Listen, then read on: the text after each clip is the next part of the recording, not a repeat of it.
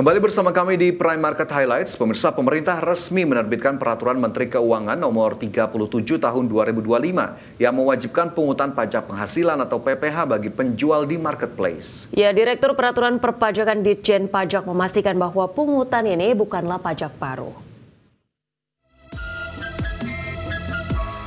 Kementerian Keuangan secara resmi menerbitkan Peraturan Menteri Keuangan Nomor 37 tentang penunjukan pihak lain sebagai pemungut pajak penghasilan atas transaksi perdagangan dalam negeri melalui sistem perdagangan elektronik. PMK yang mulai berlaku sejak diundangkan pada 14 Juli 2025 ini bertujuan menyesuaikan sistem perpajakan dengan perkembangan ekosistem digital yang kian pesat, yang mendorong pergeseran perilaku konsumsi masyarakat ke ranah digital. Direktur Perpajakan 1 Direktorat Jenderal Pajak Hestu Yoga Saksama menjelaskan bahwa PMK 37 hadir untuk menyederhanakan administrasi perpajakan, memperluas kepatuhan pajak, dan menciptakan level playing field antara pelaku usaha konvensional dan digital. Untuk itu, Ditjen Pajak memastikan pungutan pajak ini berlakukan bukanlah pajak baru. Jadi ini hanya sistem skema bagaimana memungut menyetor pajak saja. Kalau tadi disampaikan, ya sebenarnya yang online tuh pengen bayar, tapi harus ngitung dulu kemarin jual berapa, pencatatan segala macam, setengah persennya berapa, harus setor sendiri.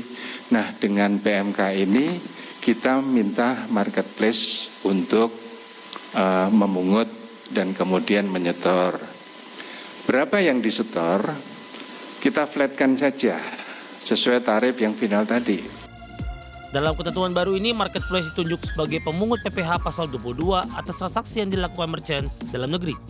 Adapun tarif PPh pasal 22 ditetapkan sebesar 0,5% dengan perlakuan final atau tidak final tergantung pada ketentuan yang dipilih oleh wajib pajak sesuai dengan PP 55 tahun 2022. Bahkan pedagangan kecil dengan batas omset tertentu dipastikan tidak dikenakan PPh tersebut.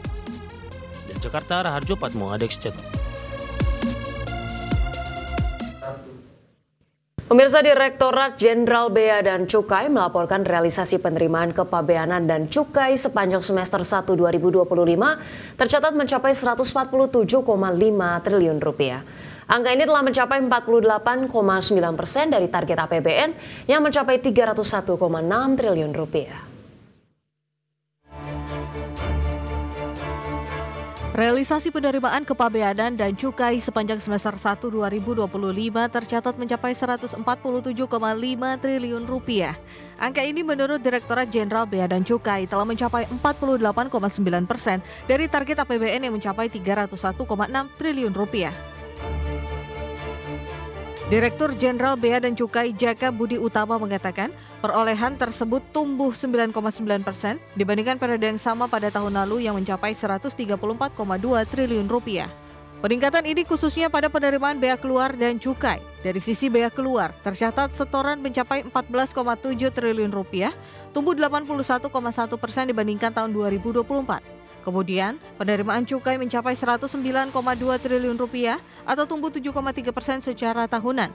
Namun penerimaan bea masuk hanya 23,6 triliun rupiah, tercatat turun 2,8% dibandingkan tahun sebelumnya. Dalam rapat dengar pendapat dengan DPR RI, Dirjen Bea dan Cukai Jaka Budi Utama menegaskan realisasi penerimaan kepabeanan dan cukai hingga semester 1 2025 masih menunjukkan kinerja positif. Untuk tahun 2025, realisasi penerimaan kepabeanan dan cukai sampai dengan semester 1 2025 masih menunjukkan kinerja yang positif dengan total penerimaan sebesar 147,5 triliun atau 48,9% dari target APBN. Realisasi ini meningkat 9,9% year on year yang dibandingkan dengan periode yang sama pada tahun sebelumnya. Hal ini didorong oleh penerimaan bea keluar dan cukai yang tumbuh meskipun penerimaan bea masuk sedikit terkontraksi. Di sisi lain, secara keseluruhan capaian hingga pertengahan tahun ini menunjukkan bahwa penerimaan kepabeanan dan cukai masih solid. Hal ini dengan tetap menjaga keseimbangan antara fasilitas dan pengawasan, serta adaptif terhadap dinamika perekonomian global dan nasional. Jakarta, Tim Liputan IDX Channel. Ya, kalau kita lihat tadi seputar perpajakan dan juga bea cukai begitu ya, Ca, ini sepertinya menjadi upaya pemerintah untuk kemudian menggenjot ataupun mengejar penerimaan negara yang lebih tinggi lagi karena memang masih banyak yang bisa dioptimalkan. Dan jika memang tadi pemirsa mungkin bertanya-tanya kenapa kemudian akhirnya makanan dengan tingkat natrium yang tinggi ataupun mungkin yang asin atau bahkan tadi lokal pasar yang pajaknya juga akan dikejar, ya sebetulnya ini bukan hal baru ternyata, Ca. Ini sudah pernah diterapkan kalau untuk yang pajak digital, sementara untuk yang makanan atau kita tahu juga minuman berpemanis dan juga tembakau ini menjadi objek-objek cukai yang memang terus dikejar karena memang ada indikasi atau prevalensinya yang diupayakan oleh pemerintah untuk pengurangan konsumsi dari bahan-bahan tersebut. Ya, walaupun kalau kita bicara mengenai tadi ada tembakau, kemudian logam atau mineral begitu ya, yang dominan sekali gitu pemasukannya terhadap pendapatan dari bea dan cukai, memang mungkin agak masih berfluktuasi juga terhadap harga komoditas global gitu ya. Seandainya mungkin bisa diperluas juga ke komoditas-komoditas lainnya, diversifikasi mungkin akan lebih banyak juga, lebih optimal lagi gitu ya pemasukannya. Kita ke informasi lainnya pemirsa terkait dengan Menteri Perumahan dan Kawasan Permukiman Marwarar Sirait menargetkan implementasi KUR atau kredit usaha rakyat perumahan ini akan mulai berjalan pada bulan Juli 2025. Ya, saat ini penyusunan draft peraturan menteri terkait KUR perumahan masih dalam tahap pembahasan bersama lembaga terkait.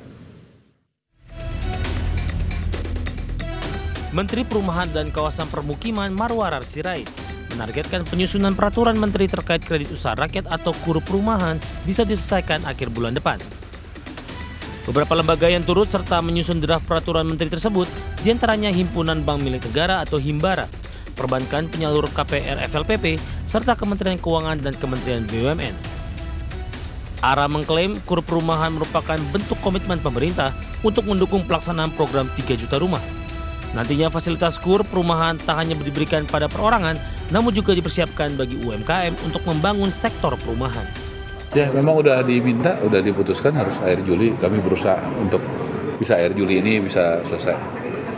Artinya udah dikeluarkan peraturannya ya. Itulah yang dibicarakan Pak Vicky ya, plafonnya berapa itu justru itu yang kita mau bicarakan supaya tepat sasaran ya.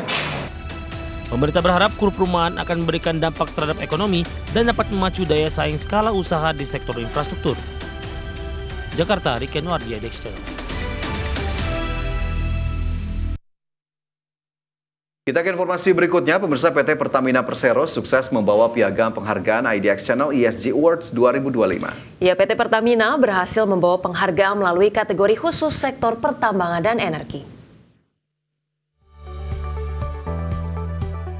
PT Pertamina Persero sukses memboyong penghargaan IDX Channel ESG Award 2025 dalam kategori khusus sektor pertambangan dan energi.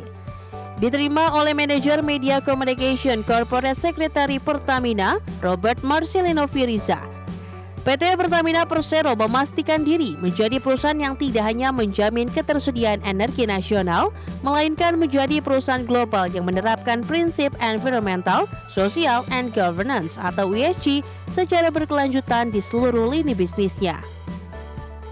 Robert menegaskan sejumlah inisiatif telah dijalankan secara konsisten termasuk program dekarbonisasi, pengembangan energi hijau, dan tata kelola perusahaan yang etis. Tidak ketinggalan, pihaknya juga sejalan mewujudkan swasembada energi yang dicanangkan Presiden Prabowo Subianto.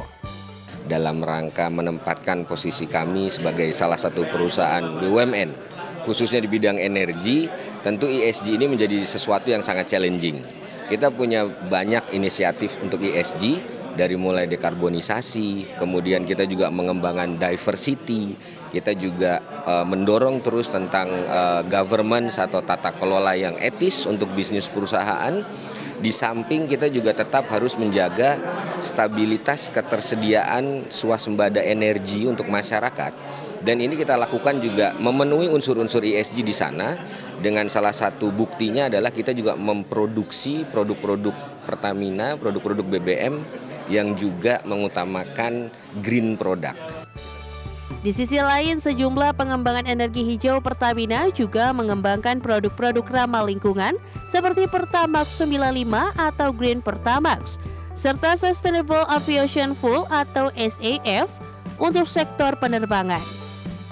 Selain itu, Pertamina juga berupaya mewujudkan ekosistem ESG yang solid di Indonesia. Dari Jakarta, Adi Firmansyah, IDX Channel.